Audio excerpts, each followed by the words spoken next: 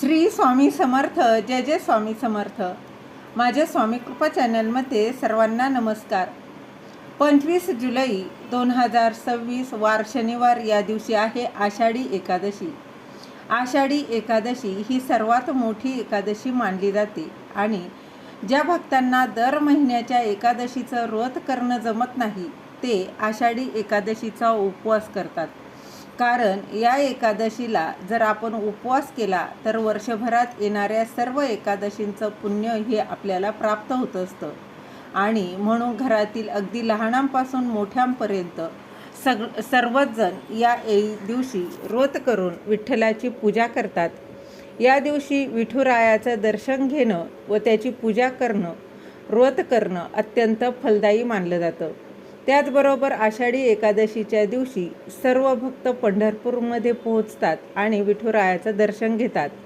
त्याचबरोबर चंद्रभागेमध्ये स्नान देखील करतात. आषाढी एकादशी ही आपल्या हिंदू धर्मात खूप महत्त्वाची असून ती भगवान श्रीहरी विष्णू यांना समर्पित अशी आहे. या आषाढी एकादशीला देवशयनी एकादशी असंही म्हटलं जातं. कारण पंचांगानुसार चातुर्मासाची सुरुवात जी आहे तर ती याच महिन्यापासून म्हणजेच आषाढी एकादशीपासून सुरू होते.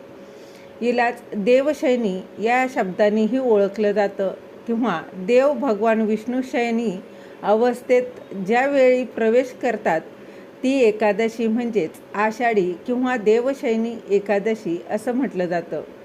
भगवान श्रीहरी विष्णू हे शेषनागावर गाढ निद्रा अवस्थेत प्रवेश करतात. त्यामुळे या दिवसाचं महत्त्व अधिक पटीनं वाढलेलं आहे. भगवान विष्णूंचा हा विश्रांतीचा काळ 4 महिन्यांचा असतो, जो कार्तिक एकादशीला म्हणजेच कार्तिक महिन्यातील प्रबोधिनी एकादशीला संपतो, ज्याला आपण देव उठणी एकादशी असं म्हणत असतो. त्यामुळे आषाढी एकादशीचं व्रत केल्यानं भक्तांची पापं मिटून त्यांच्या पदरी पुण्य पडतं असं देखील म्हटलं जातं. तर आता या दिवशी घरातील प्रत्येक व्यक्ती व्रत करत असते. म्हणून आषाढी एकादशीचा उपवास कसा करावा व कधी व कसा सोडावा, त्याचबरोबर कुठल्या भाज्या चुकूनही खाऊ नये आणि उपवास सोडताना हा एक पदार्थ खाऊनच उपवास आवर्जून सोडावा, तर त्याचीच माहिती या व्हिडिओत तुमच्यासोबत मी शेअर करणार आहे. ती जाणून घेण्याआधी तुम्ही माझ्या चॅनलवर नवीन असाल तर सबस्क्राईब नक्की करा. तर उपवास कसा सोडायचा व कसा करायचा तर ते सर्वात आधी आपण जाणून घेऊया.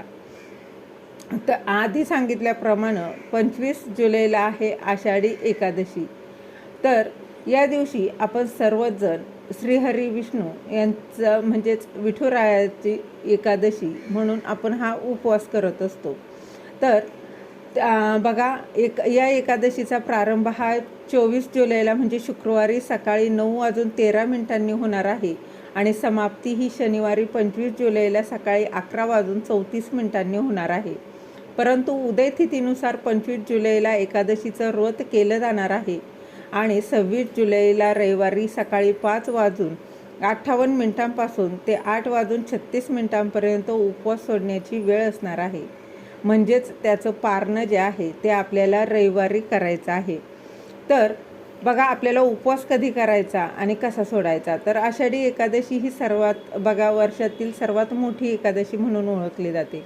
एकादशी केली ना, ही जरी एकादशीचा उपवास केला तर वर्षभरातील संपूर्ण 24 एकादशांत व्रत केल्याचं पुण्य आपल्याला मिळत असतं. या व्रतांमध्ये एकादशीचा सर्वश्रेष्ठ आणि महत्त्वाचा मानला जातो. तर उप म्हणजे जवळ आणि वास म्हणजे निवास, म्हणजेच परमेश्वराच्या जवळ निवास करणं यालाच उपवास असं म्हटलं जातं. आणि म्हणून या दिवशी थोडंसं कमी खाऊन आपल्याला जास्तीत जास्त वेळ तुम्हाला देवाच्या नामस्मरणात, देवाचा जप करण्यात, देवाच्या पूजेत घालवावा असा याचा अर्थ आहे. आता भले तुम्हाला या दिवशी पंढरपूरला जाणं शक्य नसेल तर तुम्ही घरीच बसून देवाची अगदी मनोभावे म्हणजेच विठ्ठलाची तुम्ही पूजा करू शकता. भगवान विष्णूंची पूजा दिवसभरात बघा तुम्ही करू शकता. दिवसभर मुखामध्ये देवाचा नामजप हा ठेवत राहा. सतत विठ्ठलाचं भजन, भगवान विष्णूंचं नामस्मरण, जसं की ओम नमो भगवते वासुदेवाय नमः किंवा विठ्ठल विठ्ठल या मंत्राचा जप तुम्ही केला तरी नक्कीच तुमची सेवा ही देवापर्यंत पोहोचते. आता बघा, आषाढी एकादशीचा उपवास कोणी करावा? तर आषाढी एकादशीचा उपवास कोणीही करू शकतं. अगदी लहानांपासून मोठ्यांपर्यंत सर्वच जण आषाढी एकादशीचा उपवास करू शकतं. त्याचबरोबर एकादशीचा उपवास या व्यक्तीनं करू नये किंवा त्या व्यक्तीनं करू नये असं कुठल्याही ग्रंथामध्ये कुठेही लिहिलेलं नाही. त्यामुळे हा उपवास अगदी सर्वच जण करू शकतात. त्याचबरोबर आपल्या विठ्ठलाची सेवाही करू शकता. आता ज्यांना औषधं म्हणजेच काही बघा मेडिकल इश्यू आहे, शारीरिक काही त्रास होत असतील, ज्यांना औषधं गोळ्या चालू आहेत, काही दवाखाना चालू असेल किंवा ज्या महिला गर्भवती आहेत आणि जर त्यांना व्रत करणं शक्य नसेल तर काही हरकत नाही, तुम्ही व्रत नाही केलं तरीही चालेल. परंतु या दिवशी जर तुम्ही व्रत करणार नसाल तर तुम्हाला जेवणामध्ये कांदा, लसूण, त्याचबरोबर मसूर डाळ, वांगी, त्यानंतर घेवडा ह्या ज्या भाज्या आहेत तर त्या भाज्या या दिवशी खाल्ल्या जात नाही. तसेच या दिवशी तुम्ही उपवास बघा करत नसाल तर हे जे पदार्थ आहे तर ते भाज्या खायच्या नाही. त्याचबरोबर तांदूळ म्हणजेच भात देखील एकादशीला खायचा नाही. त्याच बघा तुम्हाला या व्रताचं फळ जे आहे तर ते प्राप्त होईल. आणि आता ज्यांना उपवास आहे ते तर बघा पदार्थ खाणारच नाही, तर त्यांनी या दिवशी फक्त उपवासाचेच पदार्थ खाऊन हे व्रत करायचं आहे. तसेच या दिवशी मांसाहार हा घरात बनवू नका. आता एकादशीच्या दिवशी जवळपास सर्वच घरामध्ये मांसाहार हा बनवलाच जात नाही, पण अशी काही लोक असतात ज्यांना एकादशी तिथी किंवा अमावस्या, पौर्णिमा ह्या तिथींना ते मानत नाही. पण एकादशी तिथी बघा ही सर्वश्रेष्ठ तिथी मानली जाते. म्हणून या एकादशीला मांसाहार हा घरात बनवू नका, तसेच बाहेर जाऊन सुद्धा तुम्ही खाऊ नका. आता एकादशीचा उपवास कधी व कसा करावा? तर पहा, एकादशीचा उपवास हा आपल्याला 25 जुलैला करायचा आहे. 25 जुलैला म्हणजेच रात्री 12 वाजल्यापासून नंतर लगेच 25 जुलै म्हणजे शनिवारी हा उपवास करायचा आणि 26 तारखेला 26 जुलैला रविवारी याचं पारणं जे आहे म्हणजेच उपवास जो आहे तर तो सोडायचा आहे. आता या व्रतामध्ये कोणते पदार्थ खायचे आहेत? तर या व्रतामध्ये तुम्ही साबुदाण्याची खिचडी किंवा भगर असेल, वरईचे पासून बनवलेले काही पदार्थ असतील, वरईचं, राजगिऱ्याचं पीठ हे तुम्ही खाऊ शकता. त्याचप्रमाणे बघा राजगिऱ्याचे लाडू, शेंगदाणा, खजूर, सुकामेवा, जे दूध, चहा, ड्रायफ्रूट हे सगळं तुम्ही खाऊ शकता किंवा फळंसुद्धा खाऊ शकता. आता या उपवासामध्ये कोणते पदार्थ खाल्ले जात नाही? तर उपवास करत असताना आपल्याला जी फळं बघा उलटे असतात, जसं की जांभूळ आहे तर जांभूळ असेल किंवा चिंच असेल किंवा फणस असेल तर ही जी फळं आहे तर ती आषाढी एकादशीच्या उपवासात खाल्ली जात नाही.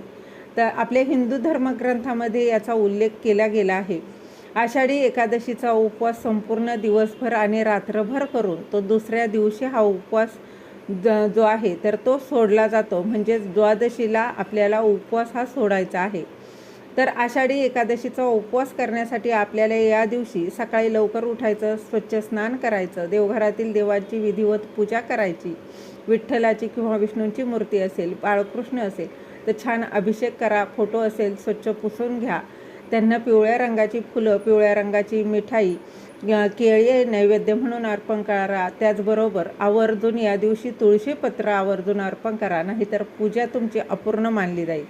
पण या दिवशी जेव्हा आपण तुळशीपत्र अर्पण करताना चुकूनही आपला स्पर्श तुळशीला होणार नाही याची काळजी घ्यायची आहे.